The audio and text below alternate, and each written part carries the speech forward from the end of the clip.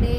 ఈరోజు అనిల్ను నేనైతే fasting. So మా పెళ్లి రోజు చేసుకోవాల్సిన మ్యాంగో జ్యూస్ అండ్ పూరీలు ఈరోజు చేసుకున్నాం మేము. ఎందుకంటే నేను ఊర్లో ఉన్నప్పుడే అనిల్ అయితే మ్యాంగోస్ అయితే తీసుకొచ్చాడు. బట్ అవి పండలేదు. ఒక కాటన్ బాక్స్లో మంచిగా అవి పెట్టేసి ఒక క్లాత్ దాని మీద కప్పేసాము. సో ఈరోజు అయితే పండాయి అవి.